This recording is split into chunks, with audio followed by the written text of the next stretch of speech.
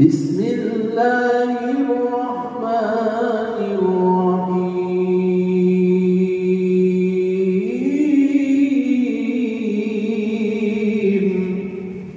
Mimma yadulluka ala wujudi qahri, yang menunjukkan hebatnya Allah. Apa itu? Ia membuat atau dia menghalangimu, atau dia menciptakan tabir antara engkau dan dia, bima laysa bimawjudin ma', sedangkan hijab itu sendiri tidak ada pada dia. Hijab itu ada pada kamu, gitu maksudnya. Allah itu tidak pernah terhalang. Yang terhalang siapa? Hamba. Allah itu tidak pernah jauh. Yang merasa jauh hamba. Allah tidak pernah jauh. Yang merasa jauh hamba. Ini diingat ya. Dekatnya Allah Subhanahu wa taala kepada kita lebih dekat dari yang kita bayangkan. Maka disebutkan lebih dekat dari urat nadi. Itu ungkapan yang menunjukkan bahwa dia aqrab ilaina mimma alimna. Dia lebih dekat kepada kita daripada yang kita tahu. Maka saya sering mencontohkan, mulai dari uban, mulai dari kita punya jerawat, punya kulit, tuh alisnya udah beruban, Pak. Nggak ngerasa kan? Nggak buat juga kan? Enggak. Siapa yang buat? Dekat sekali. Nggak ada bagian di tubuh ini kecuali semua diatur oleh Allah Subhanahu wa ta'ala. Maka apapun kejadian kita sebenarnya memang sudah diatur ya. Kita tunggu saja time yang baik darinya.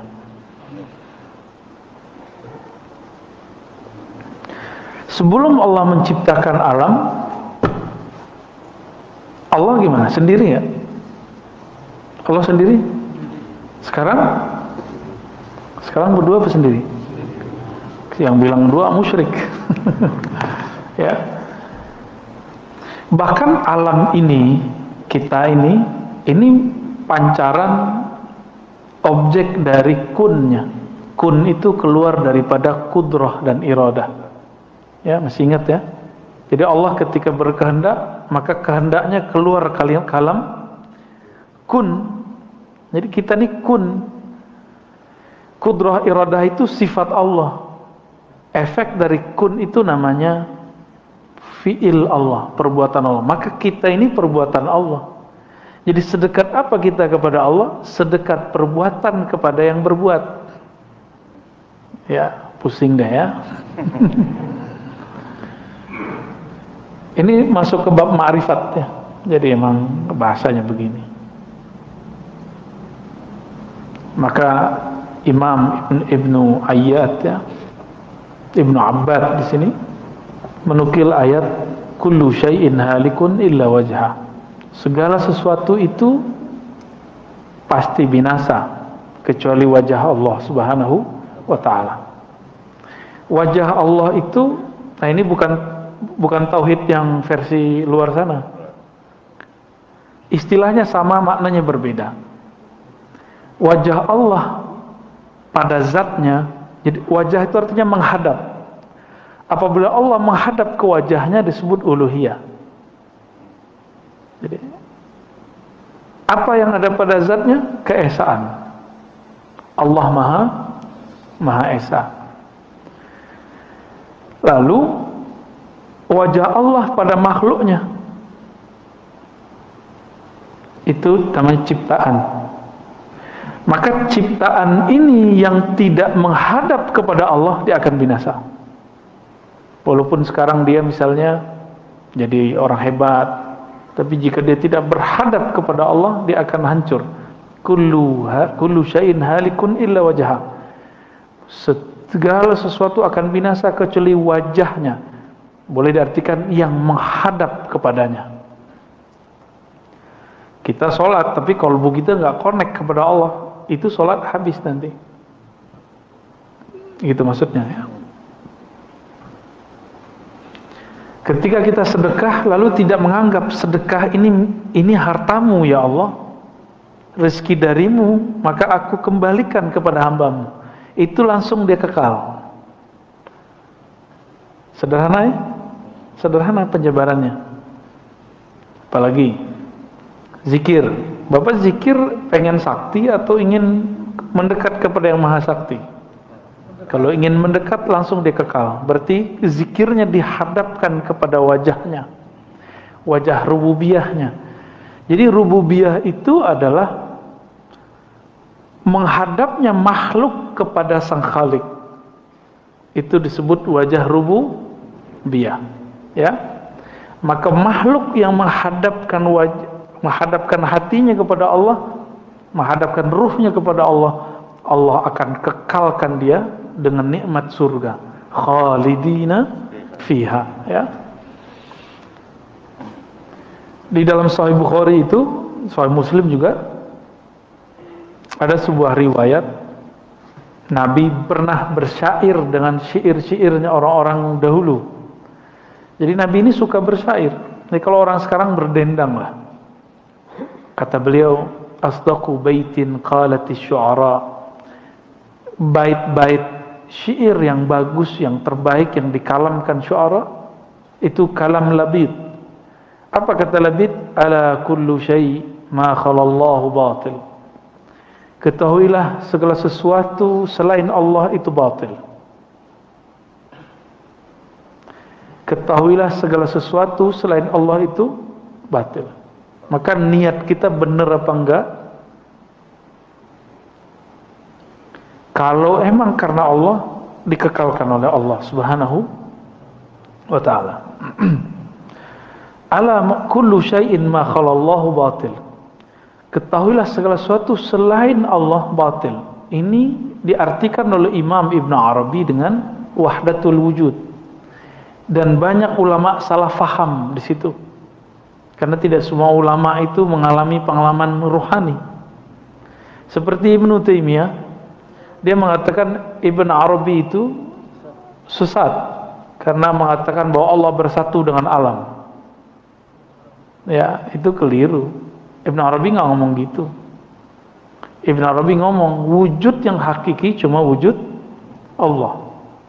Wujud hakiki itu wujud yang mana dia ada dengan dirinya sendiri. Kita lahir aja dilahirin, ya enggak? Allah enggak. Lam yalid walam yulad. Ala kullu syai'in ma khalallahu batil, ya. Segala sesuatu selain Allah batil, maka di mana saja, apa saja yang di dalamnya tidak ada nama Allah, dia batil.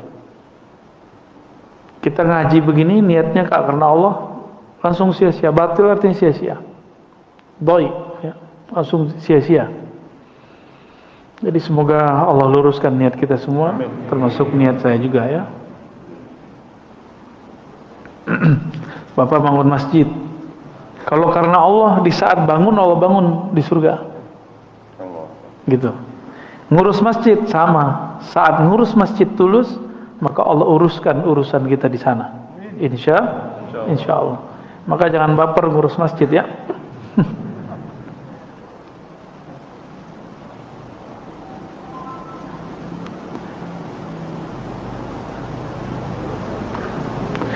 Imam Abul Hasan Syadzili pernah ngomong begini, inna lananzur ila Allahi bi basaril imani wal iqan.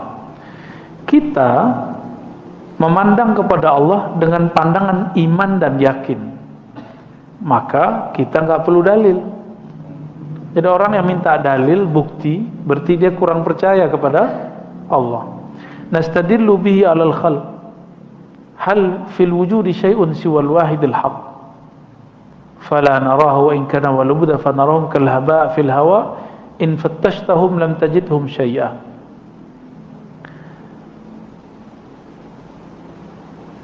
Masa makhluk dijadikan bukti adanya kholik? Nah, ini versi ahli tasawuf, ya. Kita boleh garis, ya. Ahli kalam atau ahli akidah disebut dengan mutakallimin, ya, mutakallimin, ahli kalam, atau orang-orang yang sibuk dengan dalil-dalil. Ini sama aja, mau aliran Asy'ariyah, mau aliran Ibnu Taimiyah, sama. Mereka membutuhkan dalil. Dalil itu ada dalil teks, ada dalil alam atau ciptaan. Mana dalil ada Allah? Qul huwallahu ahad. Itu teks. Ayat sekian, nomor sekian. Lalu ada orang berdalil dengan ciptaan. Apa bukti ada Allah? Apa bukti ada Allah? Ada ciptaan. Ini versi mutakal. Jadi dia kemudian mengatakan karena ada ciptaan berarti ada Allah yang mencipta. Versi siapa? Oke. Kalau ahlul azwaq atau orang ihsan, ahli ihsan, nggak begitu. Allah lah dalil bahwa dirinya ada, bukan alam. Apa dalil Allah ada? Allah itu sendiri. Apa bukti madu itu enak? Cobain aja sendiri. Gitu. Nggak perlu pakai dalil gula, gitu, nggak perlu. Apa bukti bahwa air apa? Senangnya apa? Air kelapa. Air kelapa menyegarkan. Coba minum sendiri. Nggak perlu pakai misalnya perbandingan-perbandingan. Nah, orang-orang ini ahli kalam, dia butuh analog. Maka dia menganalogkan di sini, buat teori-teori, disebut kias. Buat kias-kias di sini. Dan Allah memang mengajarkannya, membolehkannya. Ya, boleh kita berdalil dengan kias. Allah kan nyuruh. Gitu. Lokana fihima, apa, seandainya di dalam pada langit dan bumi itu ada lebih dari satu Tuhan atau ada dua Tuhan, maka dia akan rusak, misalnya gitu.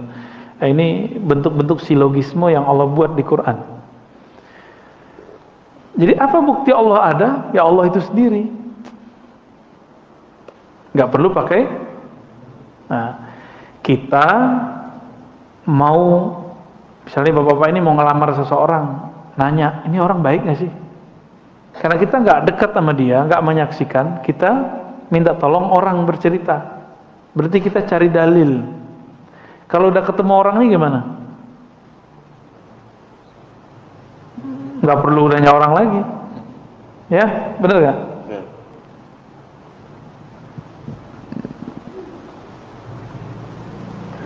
Fa'aghnana dzalika 'anid dalilul burhan, ya, karena kami percaya kepada Allah karena Allah itu sendiri, nggak perlu pakai bukti. Gitu maksudnya. Bagi beliau alam semesta ini bukan bukti Allah ada. Justru karena Allah adalah alam ini ada. Dibalik. Ya. Bukti punya nyawa, badan bergerak, punya ruh, itu kata orang ahli kalam. Kalau ahli ihsan enggak, kamu hidup itu karena si nyawa itu, karena ruh itu. Itu maksudnya, ya.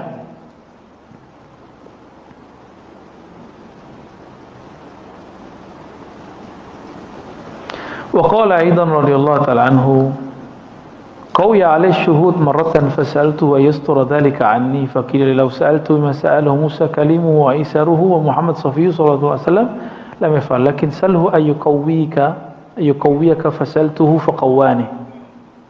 Ya, Imam Athaillah ini pernah mengalami ihsan. Apa arti ihsan?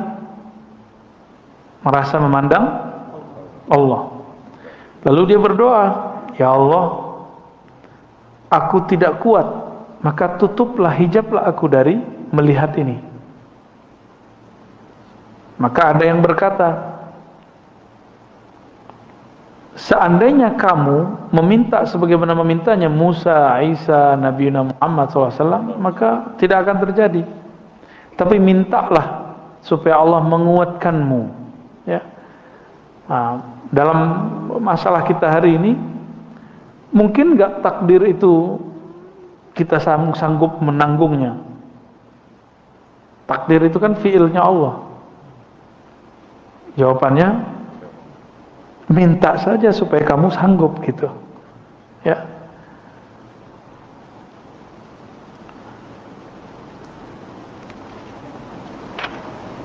Wah, ini agak panjang di sini nih ya.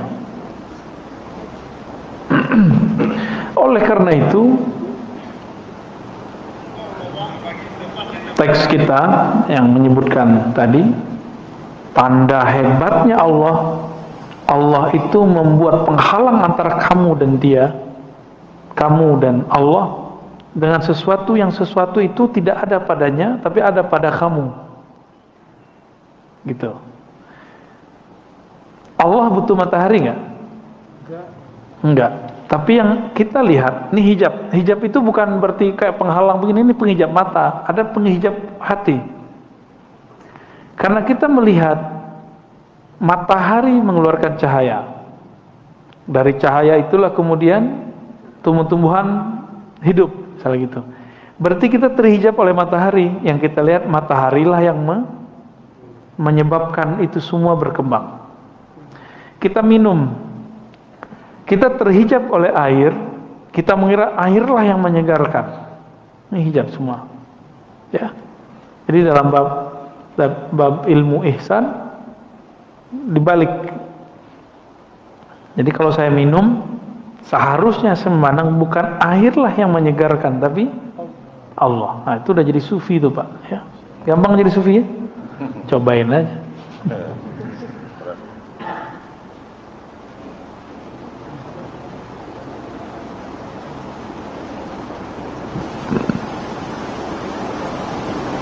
Nah, maka ada ungkapan Ibn Arabi, man syahidal khalqa la fi'la lahum faqad faz.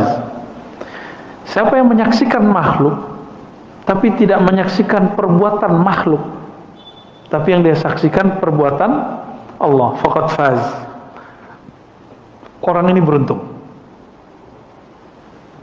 Wa man syahidahum, siapa yang menyaksikan mereka, la hayata lahum, mereka tidak punya hidup kecuali hidup dari Allah, faqad jaz, dia sudah lolos. Lolos kemana? Lolos fana dalam sifat Allah. Sedangkan yang pertama fana dalam fi'il Allah. Wa man syahidahum 'ainal 'adami faqad wasal.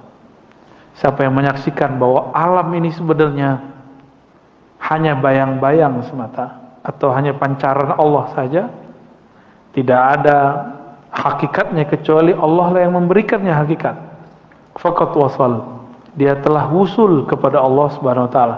Maka wusul itu bukan Bapak ini tiba-tiba terbang ke alam mana, bukan. Wusul itu kesadaran kepada Allah. Maka wusul bertingkat. Ada wusul kepada nama Allah, ada wusul kepada perbuatan Allah, ada wusul kepada sifat-sifat Allah, ada wusul kepada zat Allah. Nah, wusul kepada zat Allah itu cuma Nabi Muhammad SAW. Dan nanti kalau kita beruntung ketemu Al-Imam Al-Mahdi ya. Semoga apa ya. Mau ngapain lagi ngaji begini kalau nggak bukan itu ya. Semua nabi mengingatkan kaumnya kedatangan Dajjal. Maka pewaris-pewaris nabi mesti menceritakan persoalan Dajjal itu dan Imam Mahdi. Makanya semenjak pandemi saya mulai bercerita banyak tentang Dajjal dan ya, ini perintah dari Rasulullah langsung ya.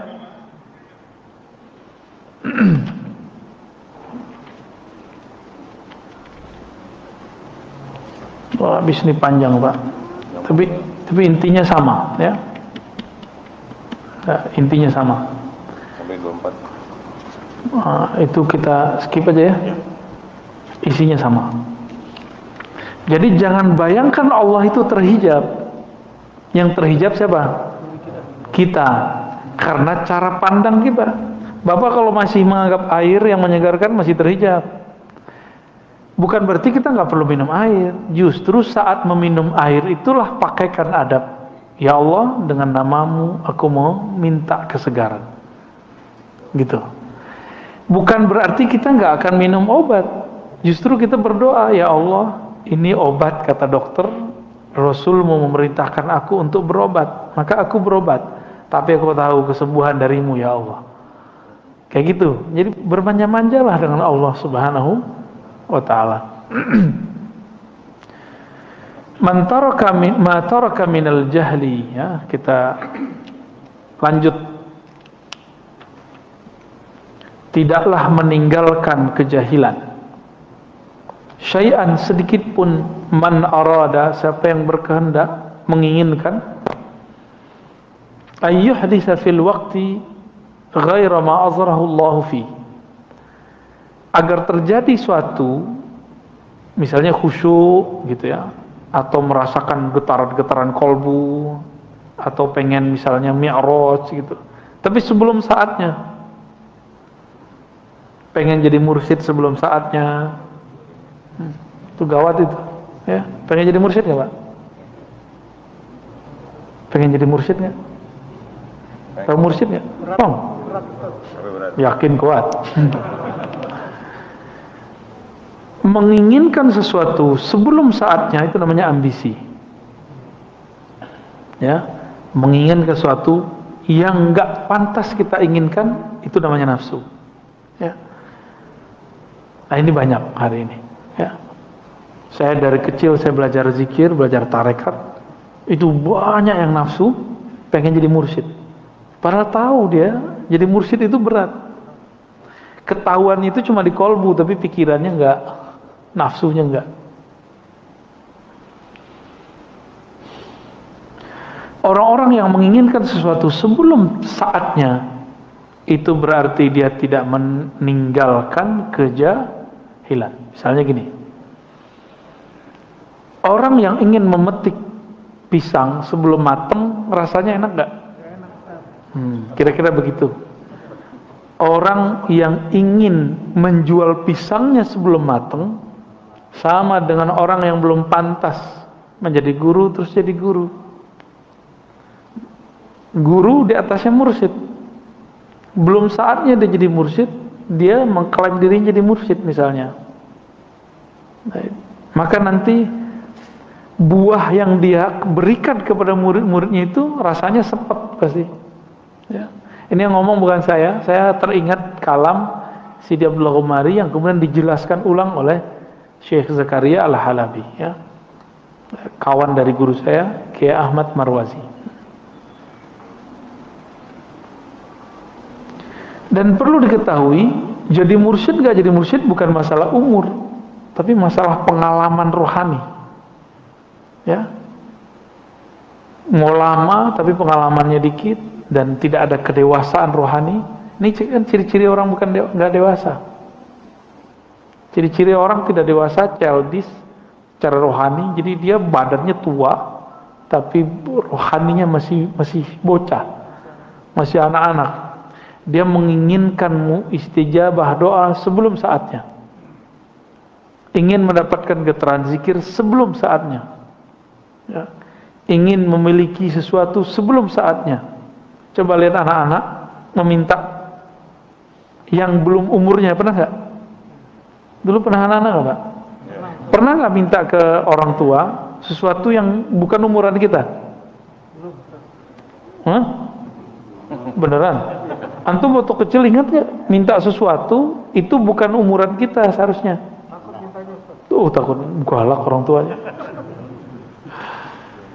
Kalau saya sering dulu minta sesuatu yang sebenarnya itu belum umur saya minta. Nah, tapi dikasih tahu ini belum, ini tuh orang gede, kita paham. Anak kecil ini kan ada tipe yang bisa dibilangin, ada yang nggak bisa dibilangin. Ya.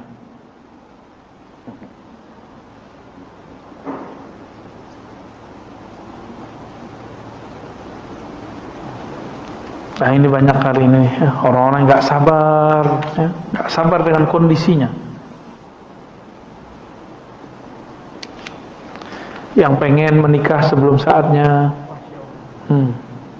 pengen punya anak sebelum dikasih, akhirnya jadi ya yang belum dapat anak ya sudahlah, berarti memang antum belum jatah dapat anak, udah selesai itu, ya. Sederhana sekali. Hikmah yang ke-18. Berapa di situ? 25. Di kitab saya 18 ya. Yang panjang tadi digabung. Ihalatukal a'mala ala wujudil faragh min ru'unatin nafs. Ya. 26 di situ ya.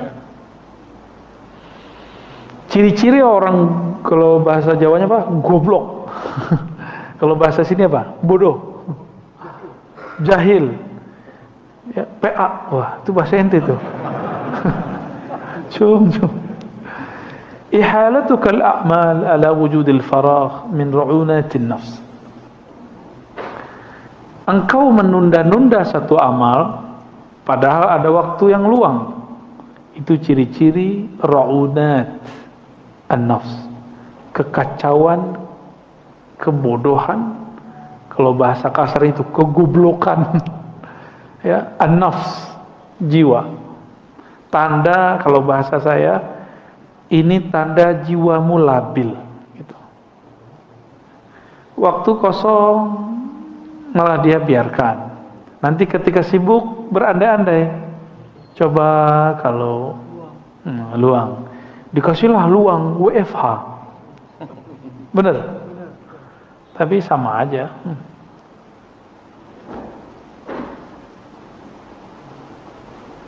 Waktu yang paling berharga untuk kita sekarang adalah waktu dunia. Ini Bapak nafas nih sekarang, ini waktu paling bahagia, paling berharga, qimah, ya, qimah aliyah. Kenapa kita sebut begitu? Karena ketika orang nanti masuk kubur, dia nggak sadar tahu-tahu dia dikubur. Nggak sadar tahu-tahu masuk kubur. Biasanya kan main handphone sambil nonton, pas bangun TV-nya kok nggak ada. Nyari-nyari TV, nyari-nyari YouTube. Ketika itu terjadi, dia masih panik.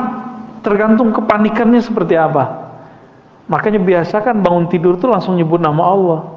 Gimana caranya? Sebelum tidur sebut nama Allah. Maka setelah tidur kita akan menyebut nama Allah. Ya.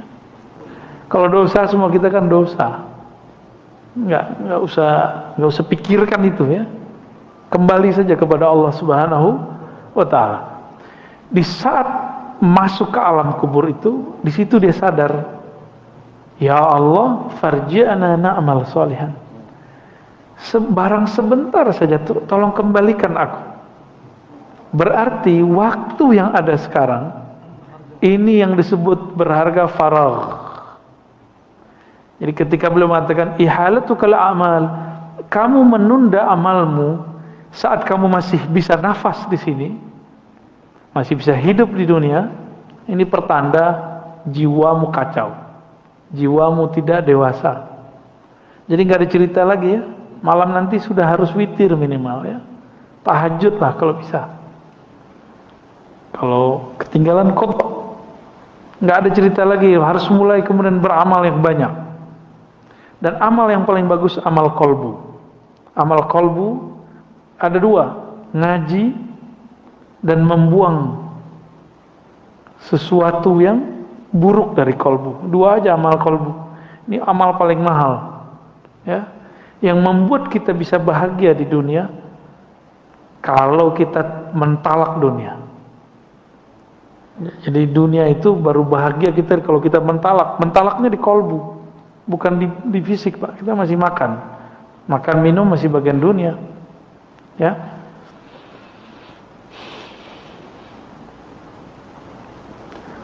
Maka orang-orang yang melalaikan masa-masa di dunia ini, itulah orang yang paling kacau jiwanya, ya, paling labil jiwanya.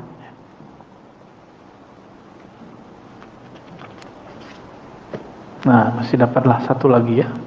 Satu atau dua lagi nih? La tatlub minhu ay yukhrijaka min halatin liyasta'milaka fi ma siwah. Falau aradaka lista'malaka min ghairi ikhraj. Ini orang ngeluh, ya Allah, kapan saya khusyuk? Pernah gitu enggak? Ya Allah, kapan kamu? Banyak kan kapannya? Bener? Nah, apa jawaban Ibnu Thailah? Nih, kamu pahami. La tatlub minhu. Jangan kamu minta darinya kapan dia akan memindahkanmu dari satu hal ke hal yang lain. Karena jika dia mau, belum kamu mau, kau sudah pindah. Gitu. Itu maksudnya. Sebelum engkau mau, Allah akan pindahkan dirimu. Falau aradaka lasta'malaka min ikhraj, tanpa perlu kemudian terjadi ujian-ujian berat. Ya. Wali-wali Allah ini kan misterius. Ada orang jadi wali karena dia cuma mengasih makanan anjing. Ada yang jadi wali karena dia cuma minggirin batu atau duri dari jalan. Ternyata wali itu sederhana. Orang yang mengambil sifat-sifat Allah lalu dia kemudian tancapkan dalam dirinya. Allah itu punya sifat rahmah, penyayang, benar. Maka dia menyayangi makhluk. Ini jalur pintas jadi wali Allah. Mau jadi wali Allah? Ya maulah kita ya. Dengan menyayangi semua makhluk, ya.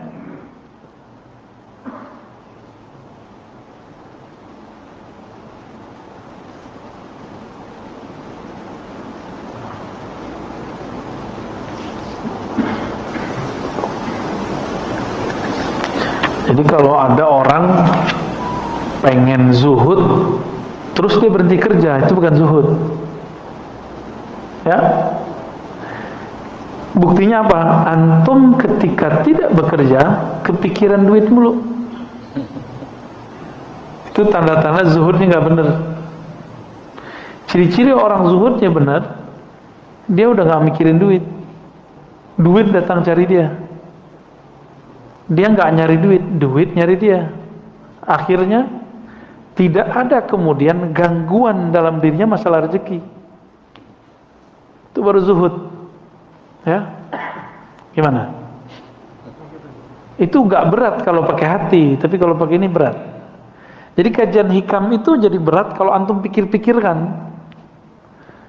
Tapi kalau antum pakai rasa, saya rasain dulu, itu nanti ketemu. Ya. Saya dulu berpikir, kapan saya bisa baca kitab ya? Memikirkan itu bikin stres. Akhirnya Allah takdirkan kita ketemu guru-guru hebat, lalu saya mampu baca kitab, berkah mereka. Tanpa saya kepikiran ini. Jadi nggak mikirin waktu. Nah, kalau orang-orang yang coba kalau saya bisa baca kitab kayak kamu, nah ini namanya ngandai-ngandai. Berandai-andai itu bagian daripada was-was syaitan. Ini hati-hati nih, ya. Dapat banyak Pak, kita dikit-dikit aja. Ma aradat himmatu salik an taqifa indama kushifa laha illa wa nadathu hawatiful haqiqah allati tatlub amamak. Tidaklah berkehendak keinginannya salik, himmahnya salik untuk berdiam, tawakuf namanya. Udah jadi bahasa orang Betawi ya, tawakuf pengajian. Tawakupan. Tuh. Ente habis tawakupan ya. Tidaklah seorang salik berkehendak untuk diam tawakuf ketika mengalami suatu kasyaf. Dia puas dengan pengalaman rohaninya itu, melainkan nanti akan ada sir berkata, yang kamu cari masih jauh di depan, bukan itu yang kau cari. Gitu. Jadi kalau orang mengalami khusyuk, bisa nangis, belum Pak, masih ada lagi di atasnya. Bapak ngerasa sholat nih kayak di hadapan Allah, belum, masih ada lagi makam di atasnya. Apalagi apa yang antum paling ingat-ingat ketika sholat, paling enak, bahagia, masih ada lagi di atasnya, ya, gitu maksudnya. Jadi yang kamu cari itu bukan bahagia, tapi sumber bahagia. Yang diperlukan Allah itu dari kamu, bukan Allah nggak memerlukan apa-apa juga ya. Yang Allah kemudian mau ambil dari kamu itu bukan khusyuknya, tapi usaha untuk memperoleh khusyuknya itu yang Allah ambil ntar. Ya, emang khusyuk gampang ya? Gampang Pak? Enggak susah. Gampang enggak susah sama Pak. Apa maknanya di sini? Dunia kerohanian ini akan selalu ada guidance dari Allah. Ini gurunya kan nggak ngomong nih, tapi di hatinya dia bicara. Hatinya yang bicara. Ini yang disebutkan dalam hadis istafti qalbak. Mintalah fatwa ke dalam kalbumu. Ini beliau mengajarkan itu. Ya. Dalam kitab Khatmul Aulia disebut dengan muhadatsah khidriyah. Dialog khidriyah itu maknanya, ya.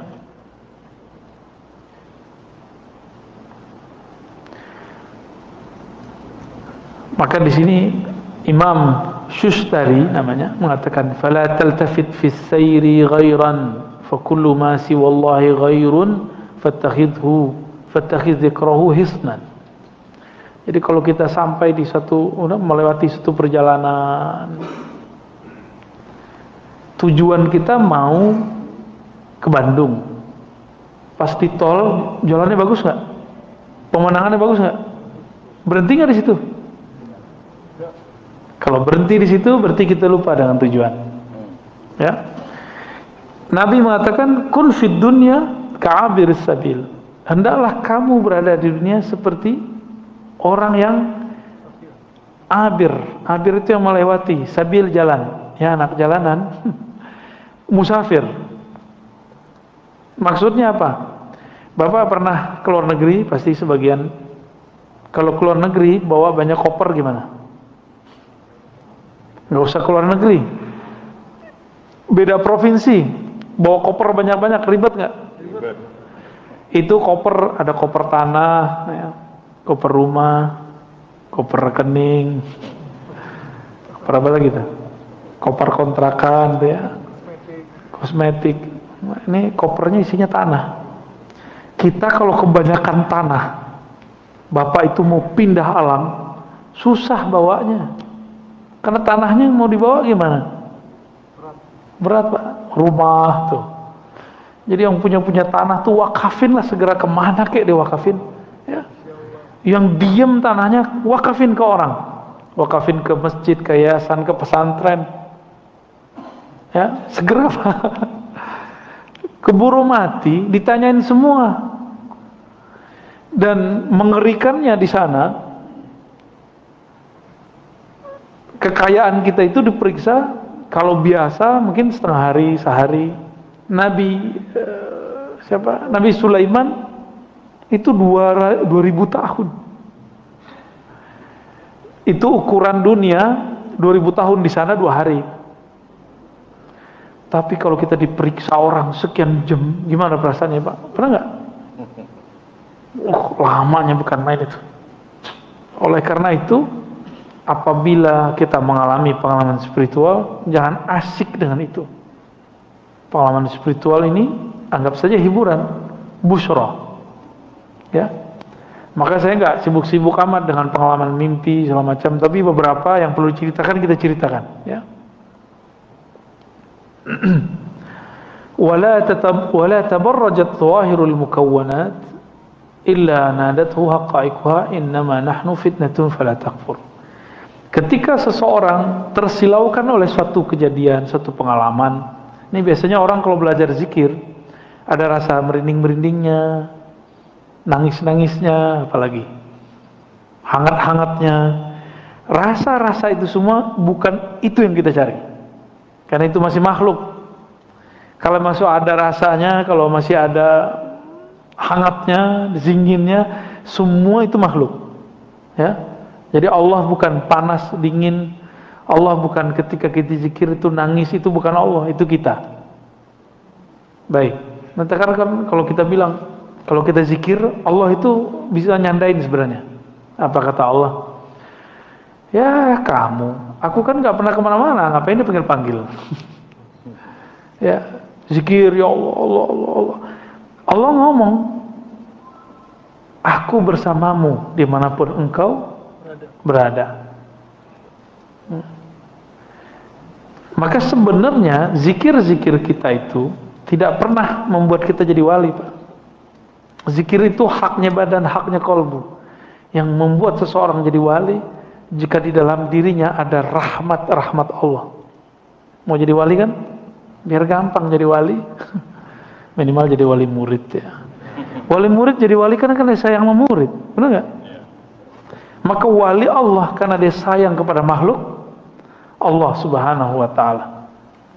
Nah, setiap kali terjadi pengalaman-pengalaman yang menghalangi kita kepada Allah, maka berkatalah hakikat-hakikat ini, kami ini hanya ujian, janganlah engkau kufur. Innama nahnu fitnatun, kami ini hanya ujian, fala takfur, jangan kufur. Ya, ini hati-hati di situ.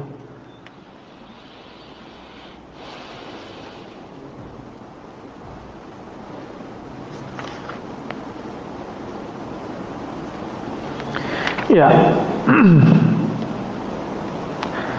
orang ketika dia belajar ilmu kerohanian, di kolbunya belum dibersihkan, Pak. Misalnya perasaan pinter.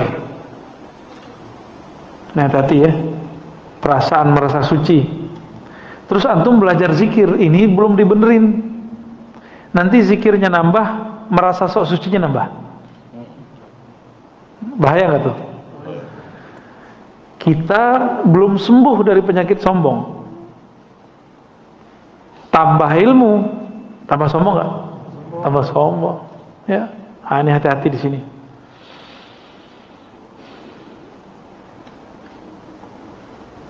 Oleh karena itu, imam-imam kita mengatakan al-i'rad 'anil nas wa zuhdi fid dunya faqim ma'allahi bil muraqabah wal iltimas tawbati bir ri'ayah wal istighfar bil inabah wal khudu' lil ahkam bil istiqamah.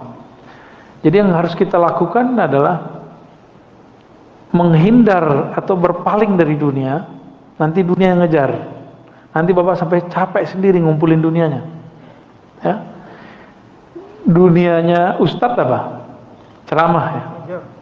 Nanti diubur-ubur orang terus, Pak, ntar. Ya.